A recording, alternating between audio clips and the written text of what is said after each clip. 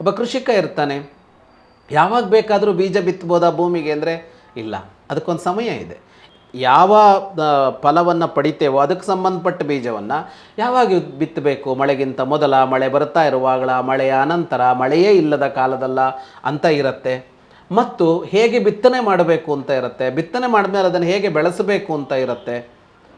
ಇದೆಲ್ಲವನ್ನು ಈ ವಿಧಿ ನಿಷೇಧಗಳು ಸೇರಿಕೊಳ್ಳುತ್ತೆ. ಇದನ್ನು ಮಾಡು, ಇದನ್ನು ಮಾಡಬೇಡ, ಇದನ್ನು ಮಾಡು, ಇದನ್ನು ಮಾಡಬೇಡ. ಯಾಕೆ ಬರುತ್ತೆ ಇದೆಲ್ಲ ವಿಧಿ ನಿಷೇಧಗಳು?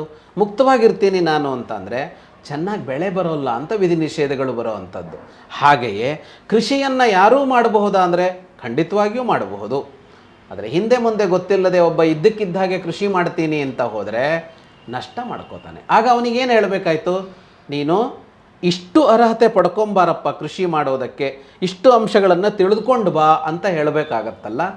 ಹೀಗೆ ವಿಧಿ ನಿಷೇಧಗಳನ್ನು ಧರ್ಮದಲ್ಲಿ ತಂದಿದೆಯೇ ಹೊರತು ಯಾರನ್ನೂ ನಿರಾಕರಿಸಿ ಯಾರಿಗೋ ಅದರ ಅರಿವಿಲ್ಲದಂತೆ, ಯಾರಿಗೋ ಅದರ ಅನುಭವ ಬಾರದಂತೆ ಮಾಡೋದಕ್ಕೆ. ಅಂದರೆ ಅನುಭವ ಅಂದರೆ ಆನಂದವೇ ಒಟ್ಟು ಧರ್ಮದ ಗುರಿ ಅಂತ ಅಂದಾಗ ಯಾರೋ ಒಬ್ಬ ಮಾತ್ರ ಆನಂದವಾಗಿರಲಿ, ಇನ್ನೊಬ್ಬನಿಗೆ ಆನಂದ ಸಿಗದೇ ಹೋಗಲಿ ಅನ್ನುವ ಕಾರಣಕ್ಕಾಗಿ ಇರೋದೇ ಅಲ್ಲ. ಇಲ್ಲಿ ಯಾರಿಗೂ ನಿಷೇಧ ಅಲ್ಲ, ಎಲ್ಲರ ಗುರಿಯೂ ಒಂದೇ. ಮತ್ತು ಎಲ್ಲರಿಗೂ, ಬರೀ ಮನುಷ್ಯರು ಅಂತಲ್ಲ, ಪಶು ಪಕ್ಷಿ ಪ್ರಾಣಿಗಳಾದಿಯಾಗಿ ಎಲ್ಲರಿಗೂ ಆನಂದ ಪಡೋದೇ ಗುರಿ ಅಂತ ಹೇಳಿರೋದು ಸನಾತನ ಧರ್ಮ.